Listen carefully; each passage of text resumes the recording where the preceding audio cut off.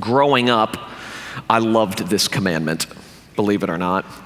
The fourth commandment was probably my favorite commandment growing up. I grew up in a Christian home, and my parents took this commandment seriously. Other than having to endure going to church every Sunday, which was terribly boring to me, the rules that my parents had for Sundays were relieving to me, super relieving to me. We didn't have to do yard work. I grew up, as you know, the middle of 7 children, which means I grew up in a big house. We had to have a big house with a big yard just to house all of us rugrats. And Saturdays were yard work days. And while all of my friends were getting up and going to the beach or whatever it was they were doing, my mom was waking us up at 8:30 in the morning or so on Saturday, mind you, and putting us to work in the yard. She reasoned, I think rightly, but hurtfully to us, she reasoned that I have 5 strong, able-bodied boys. I am not going to hire a lawn service to take care of the 2 acres that we lived on. So we did yard work all day Saturday for the most part. I hated Saturdays. I couldn't wait, actually, to go back to school the following week. But Sunday was different. Sundays, we didn't have to do yard work. We weren't allowed to do homework on Sunday, which was, music to my ears. It was unbelievably relieving that we weren't allowed to do homework. We spent Sundays at home as a family together after church. We watched football. We played football. The day felt different. It was more relaxed. There was less pressure to get things done. No one ever explained to me the reason why Sunday felt so different and the reason why Sunday was in fact a different kind of day other than the fact that we went to church. But I liked it. It was relieving. So after I became a Christian and got married and started having children, I wanted Sundays in my home to feel like Sundays growing up for me. And so I started making some rules and doing my best to force my family to abide by those rules. Okay, I wanted their experience to be the same as my experience. I wanted Sundays to be a family day, a day of rest and relaxation where we not only didn't do work, but we weren't allowed to do any work. And of course, I decided what work was on that particular day. My rules, however, became less about resting and relief and more about rigid obedience. So I was the enforcer. I was, as Kim would say, the Gestapo. I was the one who was going to ensure that the Tchividjian family observed the Sabbath day and kept it holy. And I had my list of rules and regulations regarding what I thought that looked like. And it wasn't long before Sundays became the least favorite day in our home because everybody felt shackled to the rules that I had made. Kim was telling me this morning that she wanted me to expose myself a little bit and talk in more detail about some of those rules that I imposed and enforced. And I said, no, I'm not going to do that because you would lose complete and total respect for me entirely. And I don't want to run that risk. I know God's love for me is unconditional, but I'm not so sure that yours is, so I'm not going to expose myself in such an embarrassing way. But this was my problem. In seeking to honor the substance of the fourth commandment, I was violating the spirit of it. Because in a sense, this is intended to be a gift, and I felt like it was a gift in my house growing up. It felt like a day of freedom, not a day of forced compliance to a list of rules and regulations. In my house, not the one growing up, but with my wife and kids, a day that was intended to be restful and relieving and refreshing quickly turned into a day of scorekeeping and scowls and oppression. It was a legalistic atmosphere. See, my problem was this. I was mistaken to think that keeping this commandment was as simple as not doing any work on Sundays. staying away from certain activities and engaging in others. And if I could do that, if I could make sure that I and my family stayed away from certain activities and engaged in other activities, then we were keeping the Sabbath holy. But the demand of this commandment is actually much deeper than that, much deeper. It actually requires something much, much more than just engaging in certain activities and refusing to engage in other activities. It's not that simple. It's not that easy to keep. If it was that easy to keep, then I would guess that at least half of this room could keep this commandment and keep it well. If we were just serious and rigid about our compliance to not engaging in certain things and engaging in other things. But the fact of the matter is, this commandment demands much more. It requires something much deeper than this. You see, like all of the other commandments, this commandment exposes us. And this is really, in a sense, what the Ten Commandments are intended to do. They are intended to expose us. I mentioned a number of weeks ago the rich young ruler who approached Jesus and said, "What must I do to inherit the kingdom of God?" And Jesus made his way through all of the Ten Commandments. And in his somewhat shockingly audacious way, he claimed to Jesus that he had kept all of these commandments since the time he was a boy. And I think some of us feel that way as well. If we grew up in church, if we have grown up and never really done anything that bad, if we've we know we're sinners theoretically, we believe that we're sinners in a theoretical sense, but when it really comes down to it, for those who may have grown up going to church, grown up in a Christian home, grown up perhaps even going to Christian schools, we have concluded that we have pretty much, even though we haven't done it perfectly in theory, that we've been able to, for the most part, stay away from the bad stuff. And we may have not kept these commandments perfectly, but we've done pretty well. At least we've done better than the guy sitting next to us. And that was the posture of the rich young ruler. And that is what I call a cheapened interpretation of the law, as you've heard me talk about before.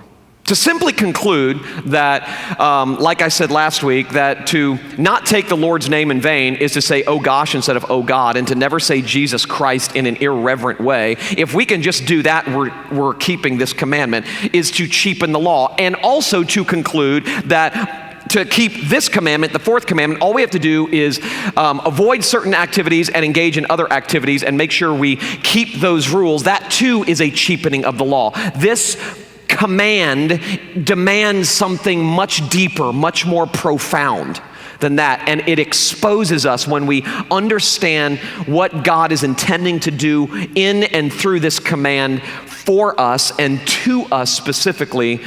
It exposes us. Like all the other commandments, it exposes us. And this one exposes the workaholic in all of us. Now listen, when we hear the word workaholic, we typically think of the corporate suit who spends 90 hours a week at the office. We think of someone who can't enjoy any other facet of life because they're so obsessed by their careers. And since that may not describe us, we think we're not guilty of workaholism. But workaholism is something much more profound than that. It's something much more far-reaching than that. And believe it or not, it affects every single one of us, you and I, regardless of your age. You could be 10 years old or you could be 85 years old. You are a workaholic by nature. I am a workaholic by nature. You see, ever since Genesis chapter 3, workaholism has marked the human race. Ever since Adam and Eve decided perfectly for all of us that they would pull this off on their own, that they would generate independence from God, and that they would make it by themselves, we have been marked by workaholism. As I've said before, while you may not be guilty of believing justification by works theologically, all of us are guilty of believing justification by works functionally. So we might say, okay, We don't believe in justification by works, which is this errant theological doctrine that basically says, if at the end of my days, my good works outweigh my bad works, then God will accept me, and God will love me, and God will approve of me. So all I have to do is live my life in such a way where the scales weigh more heavily on my good works than they do my bad works. And since God judges according to our scale, then if we can accomplish that, then God will love us and God will approve of us, and we can justify ourselves by what we do and by who we can become. Well, lots of people, perhaps most people here, don't believe that, okay? We believe that it is by grace you have been saved through faith, and this not of yourselves. It is the gift of God so that no man can boast, okay? Ephesians chapter 2. We believe that.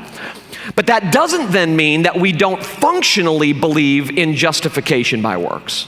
We may not adhere to justification by works as a doctrine, believing that it's errant and wrong and unbiblical, but at a functional level, we can't escape the allure of justification by works. You see, life requires, think about this for a minute, life requires so many things from us: a successful career, a stable marriage, well-behaved and emotionally adjusted children, a good reputation, a certain quality of life. We do our best to do better, to do more, and to do now. I mean, the pressure to make it happen by working harder and by working smarter wears us out.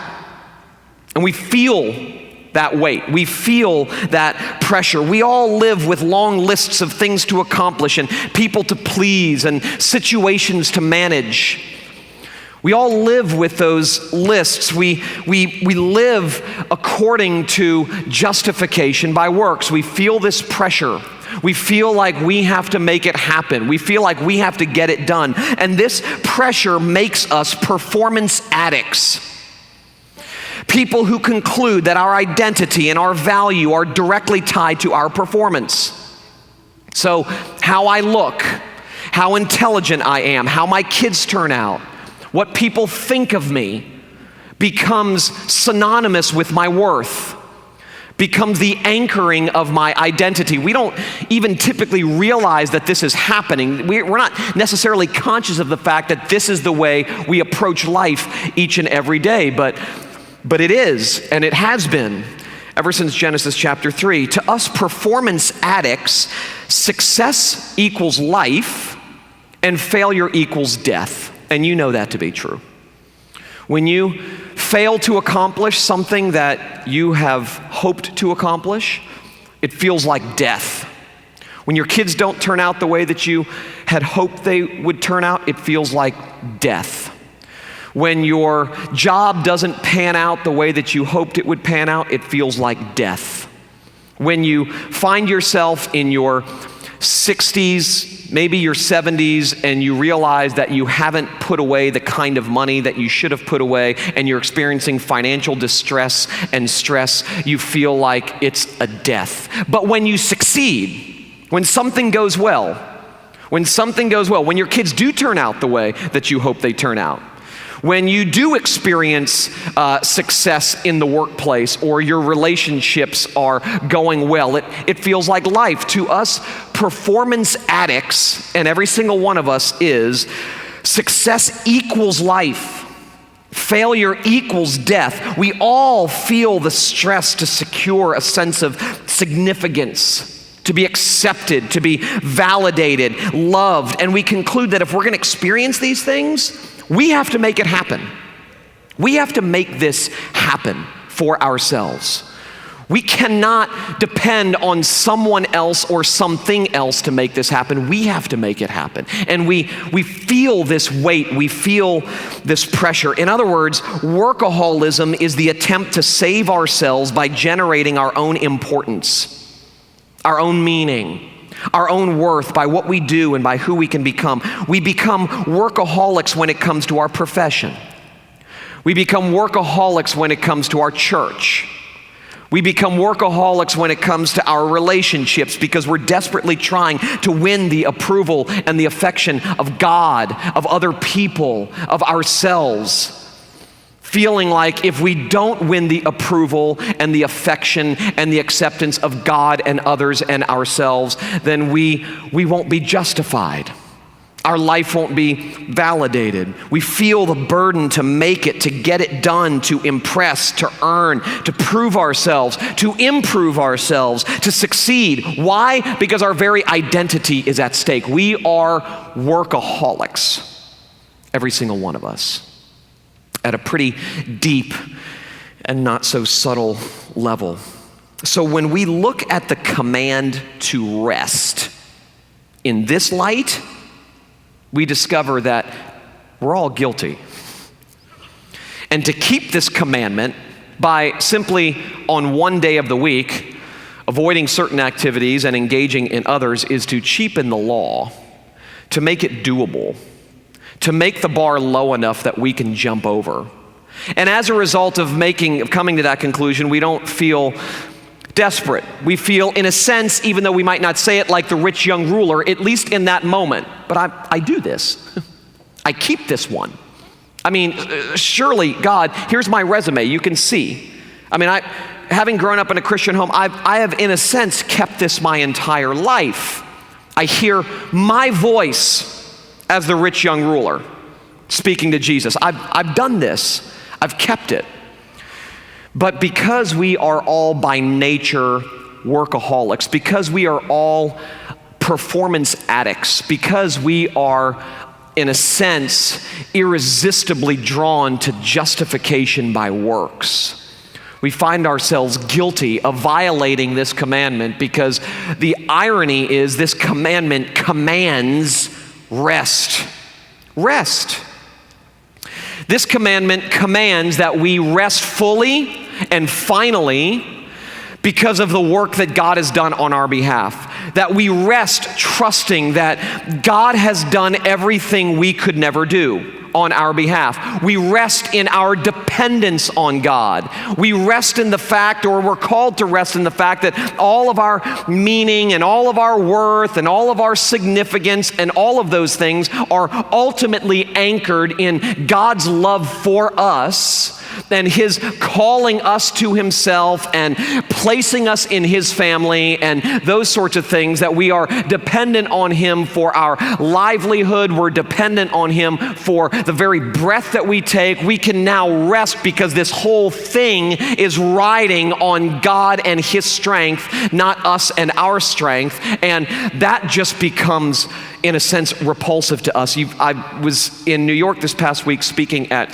the King's College, and I mentioned something to the students what I have mentioned to you on numerous occasions, and that is something that one of my professors in seminary said to me a number of years ago. He said, if you want to make people mad, preach the law. If you want to make people irate, preach grace. And his reason for saying that is because the law tells us what to do. We don't like the law because it tells us what to do. But grace offends us even more because it tells us that there's nothing we can do.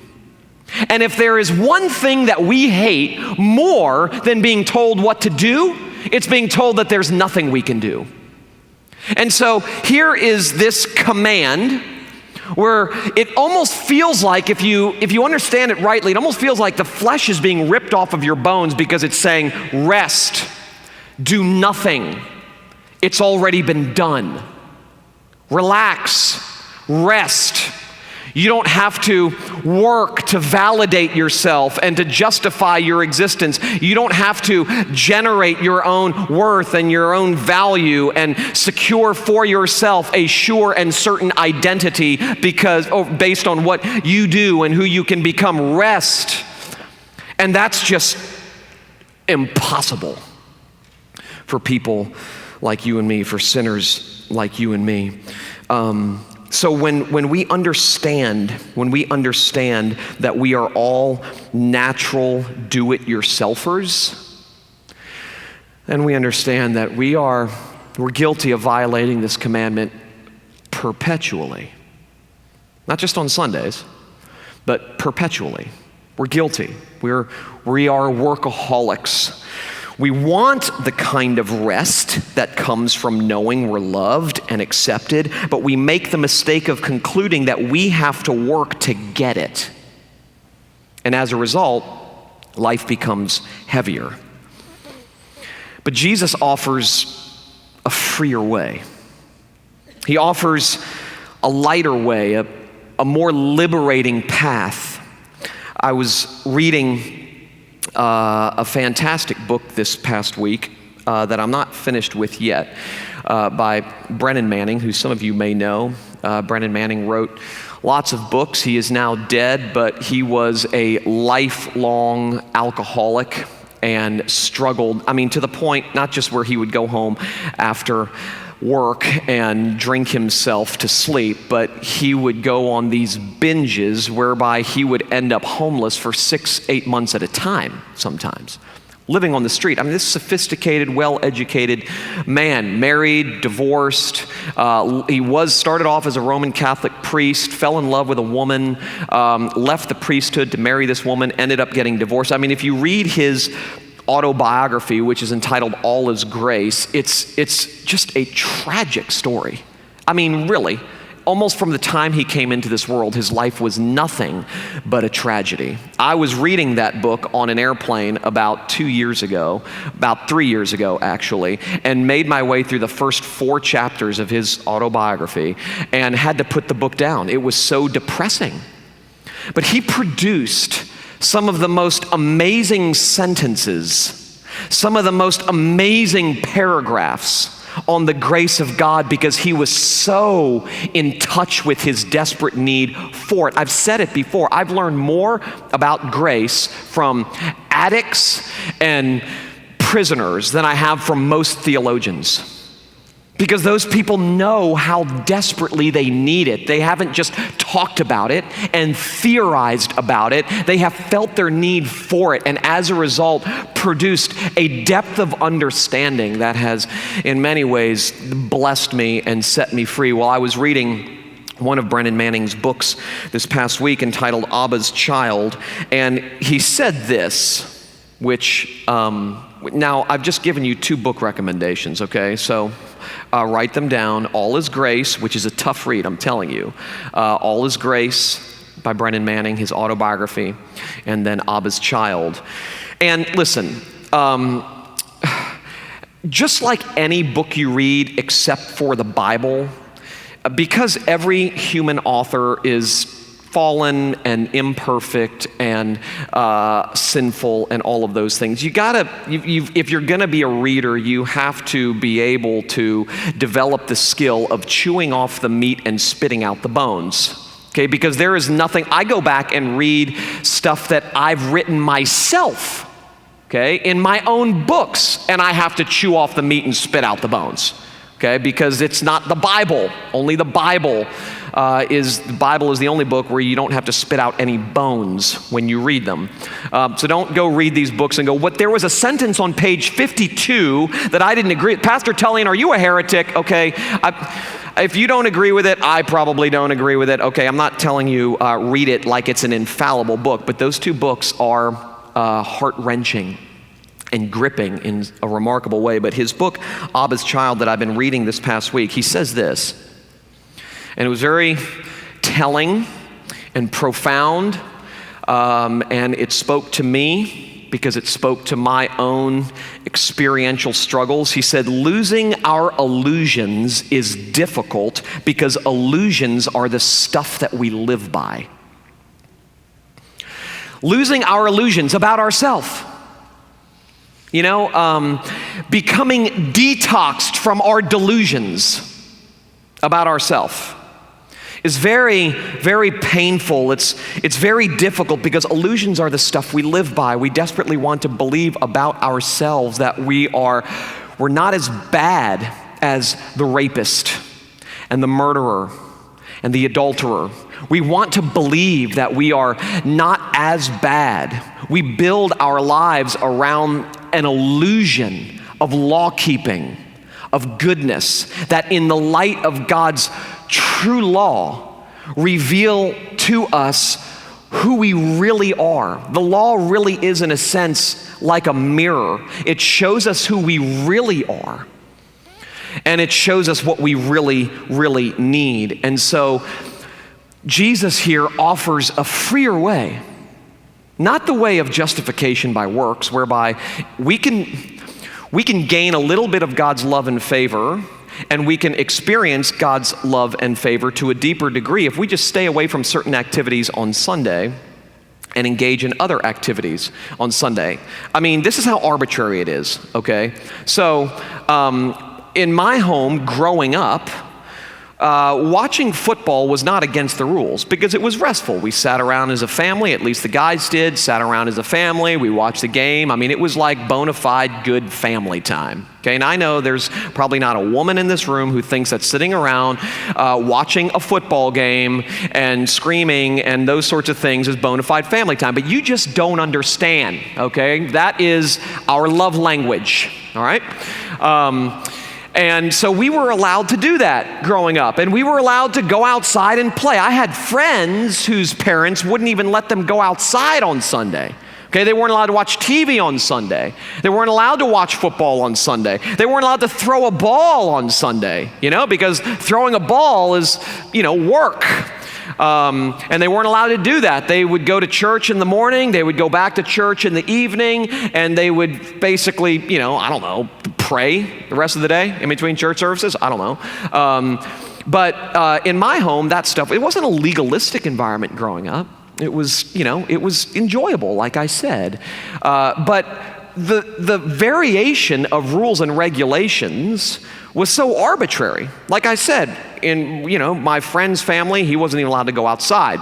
Okay, I mean, they would literally unplug the phone on Sunday morning or on Sundays, because if the phone rang and someone answered it, that was work, okay? So arbitrary. My home wasn't like that, didn't feel like that, but we do these things. And as silly as that sounds, we do these things so that we can convince ourselves that we're pulling it off. We're doing it. And Jesus says, if you could do it, if you were capable of pulling this off, then I'm unnecessary, irrelevant. Then you don't need me and the work that I came to do for you. You're not capable of pulling this off. You're not capable of earning God's love and favor and forgiveness by being good. You're not that good. In fact, you're a lot worse than you think you are. And that's why I've come to do for you what you could never do for yourself. You see, the sin underneath all sins, said Martin Luther, is the lie that we cannot trust the love and grace of Jesus, and that we must therefore take matters into our own hands. That's a pretty profound statement. The sin underneath all sins is the lie that we cannot trust the love and grace of Jesus, and we therefore must take matters into our own hands. And so we do. We do. We're control freaks. We're micromanagers. We have to manage ourselves. We have to manage others. We have to manage our reputation. We have to manage the circumstances in our life. We are allergic to rest. Allergic to it. It's in a sense repulsive to us. See, but in Matthew chapter 11, as Zach already spoke this morning, Matthew chapter 11, Jesus says, come to me. Think about this in light of the fourth commandment. What does Jesus say? Come to me, all you who labor and are heavy laden, and I will give you rest. Take my yoke upon you. Learn from me, for I am gentle and lowly in heart, and you will find rest for your souls. For my yoke is easy, and my burden is light. The greatest invitation ever given, ever. Come to me, all you who are weary and heavy laden, all who labor and are heavy laden, and I will give you rest. What he's saying, what Jesus is saying there is that none of our work will give us the rest that we long for. None of our work. None of our work. None of our work professionally, none of our work relationally, none of our work with our children, none of our work for ourselves, none of our work will grant us the peace of God which transcends all understanding and gives us rest. None of the work we do will give us the rest we long for. The rest we long for in the deepest parts of our being can only come as a result of Jesus' work for us, and that means that Jesus is our Sabbath rest. He is. This is a big mistake to read this and go, okay. And listen, I have great respect in some ways for the Puritans, okay? I mean, these were some pretty courageous people. But they tended to be pretty legalistic people too, especially when it came to stuff like this.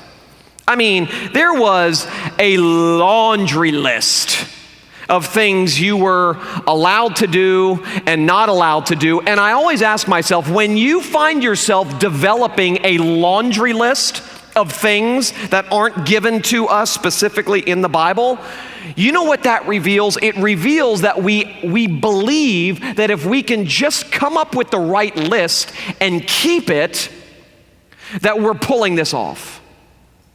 In other words, it reveals that we suffer from what I call a high anthropology, where we actually believe that we are stronger than we are. See, a high anthropology, let me use some sort of sociological / theological language here. A high anthropology accompanies a low Christology. In other words, the higher you think of you and your ability, the lower you will think of Jesus and his ability. Whereas a high Christology always translates into a low anthropology. So you can tell me the deepest, darkest, grossest secrets of your life, and I won't be surprised. I expect you to be a total, categorical screw-up. I expect it. Okay? I don't think you're something great, because I know you, and I know you because I know me, and we're not that different. So I know that I have very, very low expectations for human beings, okay? Life is easier when you have zero expectations for human beings, all right? Just is. When you expect the person around you to let you down, when you expect that your expectations will never be met, when you expect that the person that's standing right next to you will one day turn his back or her back on you in a moment when you need him or her the most. I expect that stuff. Reading the Bible, living life, and doing it myself has taught me over the years that our expectations for, one another are way too high and out of reach. And so when I think about the way we typically read these commandments and our high opinion of ourselves, my high opinion of myself, which I explained in just growing up with my wife and kids, I mean, I had such a high opinion of myself that we could actually do this. And all we had to do was make sure that the laundry wasn't done on Sunday, that we didn't cook on Sunday, that we didn't do homework on Sunday. If we could just do those things, then we're pulling this off. But the law shows us something so much more demanding than that. And Jesus is saying, listen, none of your work will ever give you the rest that you long for. I am your Sabbath rest. When he shouted, "It is finished," from the cross, he was announcing that his work alone can free us from the slavery of having to rescue ourselves. When he shouted, "It is finished," from the cross, he was announcing that his work alone can free us from the pressure of having to make it on our own. That his work alone can relieve us of the burden that we feel to win, to get ahead, to be on top of everything. In Christ, there is no more work required for justification, validation. "It is finished" from the cross puts an end to all of our striving. And it says, rest. Rest. Everything that needed to be done was done. Now listen, it is finished doesn't mean we no longer work. Okay, don't hear me wrongly. Doesn't mean everyone goes home today, goes back to bed, and never gets up again until Jesus comes back, okay? That's not what it means, all right? That's not at all what it means. This is what it means. It means that from now on, we work from acceptance, not for it. What it means is that from now on, we work from love, not for it. We work from a position of security, not for a position of security. That's what it means. Doesn't mean we don't work at all. It just means that we work as free people. We work as people who have been set free, people who don't need a return on their investment because everything they need in Christ they already possess. And this brings huge relief and rest to our lives because now we can enjoy our work and our relationships without needing our work and needing our relationships to save us, which is how we typically approach our work and our relationships. We need these things to turn out well. We need these things to go our way because we're depending on these things to save us and to rescue us. We need our kids to turn out okay. We need people to think a certain way of us. We need our work and our profession to be deeply satisfying because we're depending on these things to save us, to rescue us. But when we understand that we now work not for acceptance, but from it. We now work not for love, but from it. We now work from a position of security and not for it. When we understand that, it sets us free. Now we can give ourselves to our relationships and give ourselves to our work and give ourselves to our hobbies and give ourselves to these things without needing these things to save us. So, once again, I'll close with this. Our deepest and truest identity is not built on what we do or who we know or what we can become. It's based on what Jesus has done for us. And the gospel promise is that the work is already done. And no advancement in this sense is necessary. That the work is done. Jesus has lived and died for us. Our sin has been given to him and his righteousness has been given to us. Before God, the righteousness of Jesus is all we have. Before God, the work of Jesus is all we have. Before God, the work of Jesus is all we need. So we who were once estranged have been declared reconciled. So let's stop trying so hard and enjoy resting at the feet of him who worked for us and hear him daily reminding us that he will never leave us, that he will never forsake us, that he is always with us, that because of his work, we can never ever outsin the coverage of God's forgiveness. We can never separate ourselves from God's love for us. It's impossible. That we are locked inside a cage of righteousness. We are clothed in an irremovable suit of forgiveness and pardon and absolution because of what Jesus has done. And once that grips our heart and we know how deeply we are loved and forgiven and accepted and approved, our work will feel so different. It'll feel so much more freeing. Our work with one another, our work in our relationships, our work professionally, whatever work is, it'll feel so much more freeing. Now we can love our kids without trying to fix them. We can love the people around us without trying to change them. We don't need the advancement in our career to feel like we matter because we're fully secure. We don't, as much as we enjoy our health, we don't need our health in order for us to feel like we're human. That because of what God in Christ has done for us, we're in forever. Everything we need and everything we long for in Christ we already possess. The keys are in your pocket.